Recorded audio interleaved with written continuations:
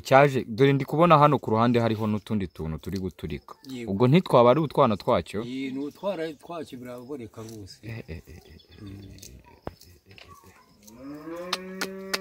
nta yindi randevu wigeze se baguha cyangwa se bakubwira ko uzasubira kureba uko bimeze cyangwa niwe wihagaritse kubera ubushobozi n'ubushobozi nabikamenyerwa nk'akeza cyane nta kundi nabigenza wese nta kundi umubiri ubyara udahatse ariko uko byagenda kose nibura yaba habonekaga n'indwara yego ukamenya ngo urivuze kandi ikigaragara cyo urababaye bikaze ubuse ku bijyanye n'ubushobozi bigeze ku ki ufite gahunda ki ubushobozi rero uretse gutegereza kwipfira oya se kandi nta buri bushobozi nabura nabukura nako gasambu nacunganaga nako akorera akagurishije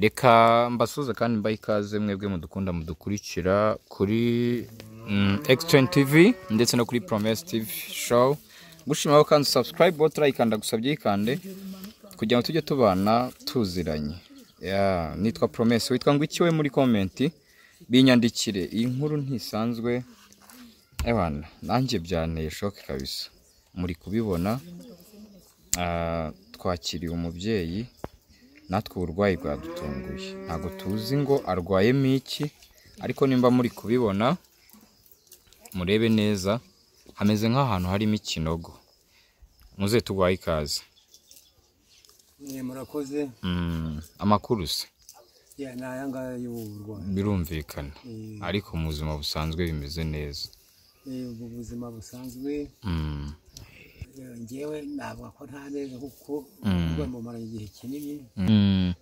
nakirwaye ari ikibyimba ari ikibyimba kirashya nkijyana kwa Kanimba hari abo ba prive bo bakikanze rwose ubwo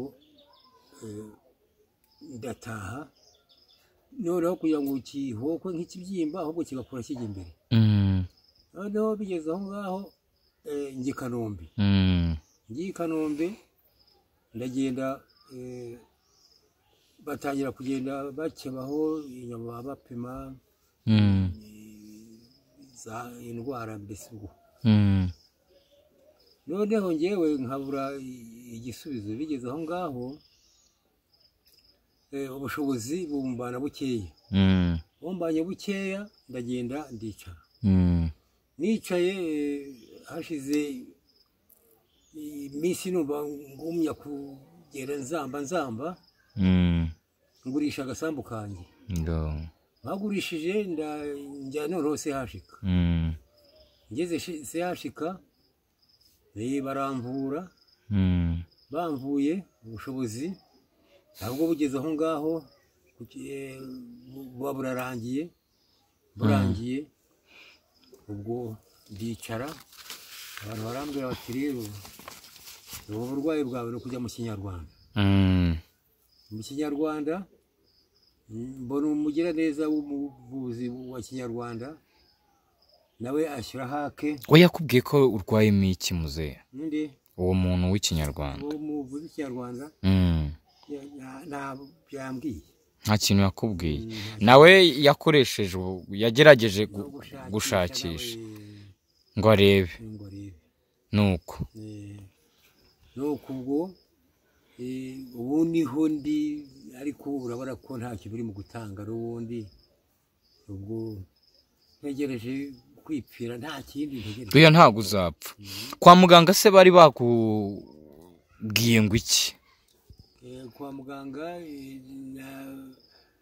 nageze aho ngaho mbura ubushobozi bwo kujyayo mbuze ubushobozi bwo kujyayo ntacyo nagomba kujyana rero kwa muganga kindi vuga ngo bamvure nta faranga mfite se mbahaye hano hari impapuro wamaye iyi randevu yo kuri 6/8/2024 wagiyeyo kada nabuze ubushobozi nabuze ubushobozi ubwo ndabyihorera nyine nuko nabyenze nagiye i Kanombe bakamfata ibizamini gusa ngo barapima kanseri ubwo noneho bakaza bambura ngo nta barwayi burimo ubushobozi buranshirana ndagenda ndicara bigeze aho ngaho ubwo njya sehashika maze kubona uburi bushobozi yewe n'agasambu kanjye nagurishije bo ndakagurisha maze kugurisha amafaranga nyajyana sehashika ubwo raho byangendekeye gutyo batangira kugenda bakibaho inyama barapima kanseri bakaza bambwira bati nta kanseri tubona naho amafaranga aba anshiriyeho gutyo ubwo biranyobera ubwo ndagarutse mu rugo ndicenga mu binyarwanda noneho na n'ubu ngubu ndi mu binyarwanda ariko nabyo urabona ko nta n'icyo biri mu kumarira nabyo ubu mbese ntegereje kwipfira nta kindi oya humura ntacyo uzaba byatangiye bite uko byatangiye cyaje ari ikibyimba nkijyana i Kanombe barakibaga mbere bamaze kukibaga hashira bakibaze muri 2008 aho icyo gihe cyose nubwo bakibaze kirakira pe noneho bigeze aho ngaho ubu hashize imyaka 3 kigarutse haje akantu k'agaheri ngashimaho gutya ngashimyeho karatutumba kiregere gitutumba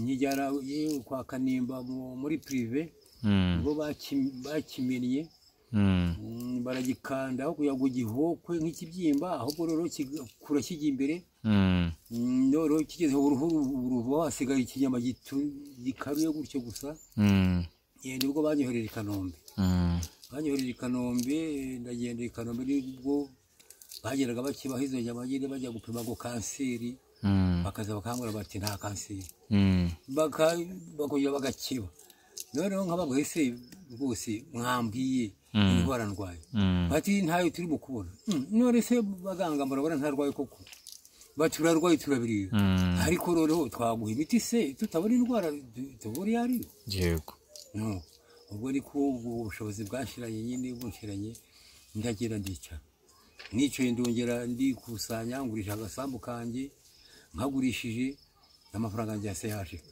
arije sehashika ngiye sehashika naho bigenda gutyo bakagera bankeba inyama baba bati rwose nta burwayi turi mu kubona bati komeza rwose hari n'ikizamini rwose ntakoresheje amafaranga ashize burundu niko kuza ndicara njya mu kinyarwanda ubu niyo miti bari mu kumpa y'ibinyarwanda ko urabara ko ntacyo iyo miti sari kigufasha ntacyo rwose ntakifasha pe kubijyanye n'imisonga biba bimeze bite imisonga urabyumva nawe yewe mbese akabi kamenyerwa nk'akeza cyane nta kundi nabigenza wese nta kundi umubiri ubyara udahatse ariko uko byagenda kose nibura yaba habonekaga n'indwara yego ukamenya ngo urivuze kandi ikigaragara cyo urababaye bikaze ubuse ku bijyanye n'ubushobozi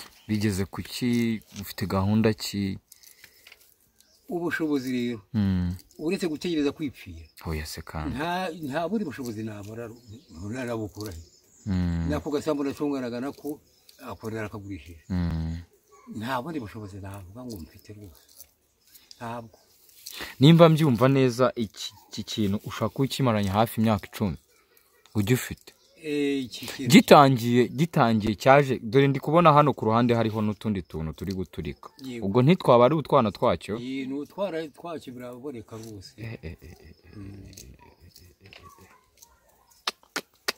nta yindi randevu wigeze se baguha cyangwa se bakubwira ko uzasubira kureba uko bimeze cyangwa niwe wihagaritse kubera ubushobozi n'ubushobozi nabuze rwose bampaye randevu mbura ubushobozi ubwo ndabyihorera bawe abantu mwe banyarwandakazi sha nakubeshye ari ibintu ureba nawe mu maso yawe bikagucanga kuko uyu mubyeyi niba muri kureba neza kambereke urabona ko hashobora kuba harimo n'ikinogo.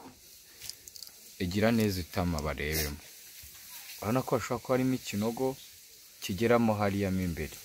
Nk'abantu mwe reka dufatanye turebe uburyo twafasha uno muntu nibura ugira neza ayisanga imbere. Kandi nta kintu cyiza kibaho nko gufasha umuntu ubabaye kandi ubikuye ku mutima. Uyu musaza arababaye, akeneye ubufasha bwanyu, akeneye inyunganizi yanyu kugeza ubwo agurishije isambu. Noneho nibyo ari kwivuza ntabyo azi. Ku badogiteri rero cyangwa se abaganga babizobereye, ndabizi ko mudukurikira muri benshi, abari za Canada, abari mu Burayi hose hose, muri Europe hose. Mutubwire, mudusobanurire, mutubwire iki kintu yaba arwaye kuko giteye ubwoba. Ku kijyanye no kuryama, uryama gute nijoro? Yewe kuryama urebye akenshi si nkunda no kuryama. Ubu kwicara, ubwo buri nkegama mu ntebe. Yego. Kuryama ryambesha umusaya umwe waruhaye ni ukubyuka nkarara nzenguruka aho ngaho. Onana. Niki wabwira abadukurikiye? Iki wabasaba nk'umuntu ubabaye, ubasobanurire nawe agahinda kawe ufite n'icyo wumva wifuza. Kuko barahari bakubafite gifite umutima. Abantu baracyariho bafite umutima. Nibura dufatikanye dushaka uburyo, nibura ushaka uburyo ujya kwa muganga. Yego.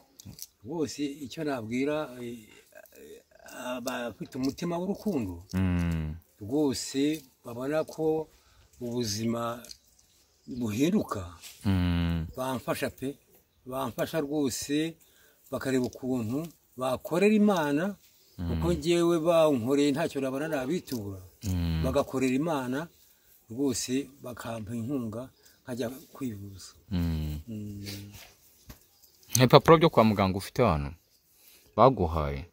Ibipapuro byo kwa muganga hari baherutse kunyiba, narabishyize mu kantu k'akabage, barabitwara. Uretse igipapuro cya randevu kimwe nasigaranye, kimwe cyonyine cy'iyo randevu ntagiyeyo. Oh la la. Muze urababaye pe. Ndababaye cyane. Urababaye n'ukuri. Ariko kandi natwe bantu badukunda kandi badukurikira mwabantu, n'ukuri tureba inkuru nyinshi ziteye ubwoba, ariko iyi nayo iri mu nkuru iteye ubwoba, kandi dushobora kugira icyo dukora tugafatikanya. Ntago amafaranga aba menshi, niyo cyaba igiceri cy'ijana kigira umusaruro. Sibyo muze? Nibyo rwose. Yego. Kari hatari. Ariko humura, Imana itera amapfa mu Kinyarwanda, ariko no mujya numva bavuga ngo ni nayo itera aho bahahira. Hari iby'Imana agiye ikorera abantu bayo, we rero ntago yagusiga. Sibyo? Ikigaragara cyurababaye kandi ukeneye gufashwa. Muze umuntu ashaka kugufasha yabinyuza he? Tubwire nimero zawe, zivuge rwose. Nimero yanjye ni 07 ntago yibuka. Madamu nagufasha nta kibazo uvuga. Kubera ko telefoni ye yarapfuye, iyanjye niyo dukoresha. Ubwo rero iyanjye ni 0782 0782 57 21 yego, niyo ngiyo ndanayishyiraho hariya kuri screen kugira ngo abantu baze kuyibona. Mwabantu mwe, ejo ni njye, ejo ni wowe, kandi nta umenya aho bwirageze. Sibyo? Kandi gufasha guhabwa biruta gutanga. Sibyo? Nako gutanga biruta guhabwa. No kuvuga ngo uko byagenda kose, wa muntu we uri kutureba udukurikiye ukunda X-Trend TV, ndabizi ko udukunda kandi udukurikira, nawe hari icyo wakorera uno musaza akamererwa neza, ejo mu mashimwe yatanga nawe byakugeraho. sibyo muze cyane rwose cyane muze na ukuri kubitewe nuko ndi kukireba byinshi byo kuganira nawe ntabyo mfite ikigaragara cyo ababibonye babibonye ikiri kubura n'ubushobozi kugira ngo ajye kwa muganga reka tumuteranyirize uyu musaza nawe yivuze abone kongera gusinzira sibyo murakoze rero mwebwe mwari mudukurikiye kandi mudukunda turabakunda kandi tubaza ku mutima ibiganiro byacu inkuru abari buri munsi cyangwa se abari akagaruka Imana rero duhana umugisha bye yego